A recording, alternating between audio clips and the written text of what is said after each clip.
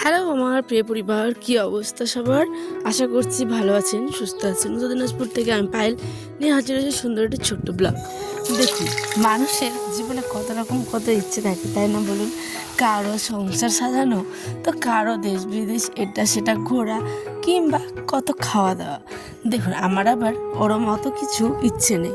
আমার এই ছোট্ট সংসারটাকে গুছিয়ে পরিপাটি রাখতে পারলেই আমার জীবনটা অনেকটা শান্তি লাগে। আর তাই তো না পাওয়া কষ্টগুলো আস্তে আস্তে কমে যাচ্ছে, জানেন। সমস্তটা আজকে আপনাদের সাথে শেয়ার করব। তবে চলুন, সকালবেলা উঠেই আজকে আমি কথা বলতে বলতে আপনাদের সাথে রান্নাটুকু বসিয়ে দিয়েছি। হাতে বড্ড সময় কম, জানেন। আয়নের আব্বা খাওয়া দাওয়া করে বেরোবে, আর তাই তো এদিকে চটল আলুর ভাজা করতে গিয়ে বেঁচে গেলাম। দেখুন, একদম আগুনটা কড়াইয়ের মধ্যে উঠে গেছিলো, যেহেতু প্রচুর হিট হয়ে গেছিলো কড়াইটা। তাই তো কি করা যাবে, সমস্ত কিছুকে সামলে নিয়ে চটপট করে ডাল আর চটল আলুর ভাজা আজকে সকালবেলা এটুকুই করব। এদিকে দেখি আবার শ্বশুর মশাই নিয়ে এসেছে হচ্ছে দুইখানা মাছ, মানে রুইয়ের দুইটো বাচ্চা। রুইয়ের চারাগুলো বেশ একদম জ্যান্ত ছিল, তাই একদম ভাবলাম চলুন একটু পাশের বাড়ি থেকে কুমড়োর ডাগা দিয়ে গেছে হচ্ছে একজন। তো আমাদের ছিল এর আগে, আমি অনেক ভিডিওতে আপনারা দেখেছেন যারা ডেলি আমার ব্লগ দেখেন। তো সেই গাছটা না মারা গেছে, শুকিয়ে গেছে। তো সেই কারণে ভাবলাম পাশের বাড়ির একজনের অনেকগুলো আছে, আর ওরা তো খায় না, নষ্টও করে দেয়, তাই ভাবলাম নিয়ে আসি। আমাকে সেই বহুদিন আগে থেকেই বলছে নিয়ে যাও নিয়ে যাও, আমি আনি না। আর দেখুন, গ্রামের প্রতিবেশী, পাড়া প্রতিবেশী বিশেষ করে লোকলা কিন্তু, হ্যাঁ, অনেক অনেক অনেক যদি আপনার সাথে ভালো সম্পর্ক থাকে তাহলে টুকিটাকি জিনিসগুলো কিন্তু দিয়েই থাকে। কারো বাড়িতে সবজি কিংবা কারো বাড়িতে যদি আম হয় কিংবা কাঁঠাল হয়, না চাইতেই মানুষজন দিয়ে থাকে। তো সব মানুষ তো আর সমান না, প্রত্যেকটা মানুষেরই নিজস্ব কোনো ভালো গুণ খারাপ গুণ প্রত্যেকের আছে, আমারও আছে, আপনারও আছে, প্রত্যেকের আছে। তো সেই সব গল্প থাক, সেগুলো বাদের খাতাতেই তোলা থাক। এখন আমি যাচ্ছি হচ্ছে বাসনগুলো ধুতে। রান্নাবাড়ি হয়ে গেল, দেখতেই পেলেন। সাইকেলটা নিয়ে আনেরা চলে গেল হচ্ছে খাওয়া দাওয়া করে।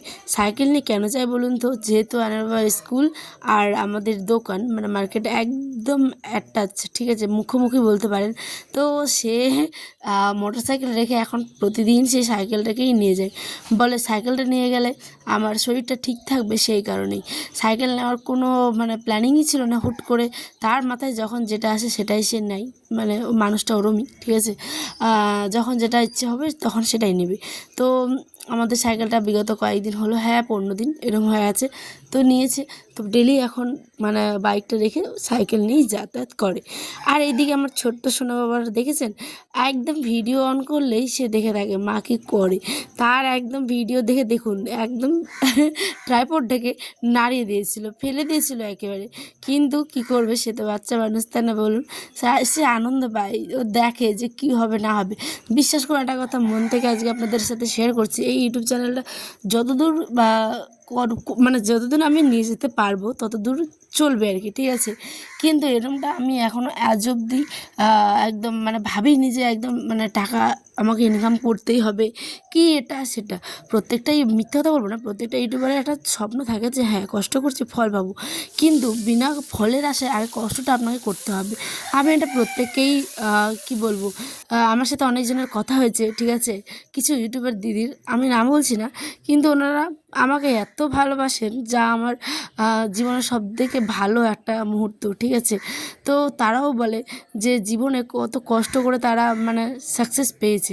আর আমি আমার তো কি বলবো বলুন, কষ্ট করছি কিন্তু সাকসেস আমি পাবো কি না আমি আদৌ জানি না। আমার মানে না পাওয়ার চান্সটাই বেশি। আমি কেন বলছি সেটা আমি জানি শুধুমাত্র, আমি জানি না আপনাদের ভালোবাসায় আমি কতটা আমি কী করতে পারবো, ঠিক আছে। কিন্তু যদি কোনো দাম পাই তাহলে তো অনেক অনেক অনেক কিছু করার চেষ্টা করব নিজের জন্য, কিছু পরিবারের জন্য, কিছু কিছু ভালোবাসার মানুষের জন্য। সেগুলো যখন হবে তখন, ওগুলো অনেক দূরের কথা, জানেন। বিশেষ করে আমি এটা করার কারণ আয়নারা বা বলেছিল এটা করতে, কেন বলুন তো, যে একটা একটা করে দিন প্রতিদিন আমরা কত কিছু করি, কত কিছু মুহূর্ত আয়নের ছোট্ট থেকে বেড়ে ওঠা, সেই সময়টাকে যদি আমরা তখন করতাম, মানে ব্লগ ভিডিওটা চ্যানেলটা করতাম, তাহলে কত কিছু দেখাতে পারতাম। আয়ন সোনার স্নান, এটা সেটা, ওর নানুর সাথে ওর কত ভালো মুহূর্ত, নানির সাথে কত ভালো মুহূর্ত।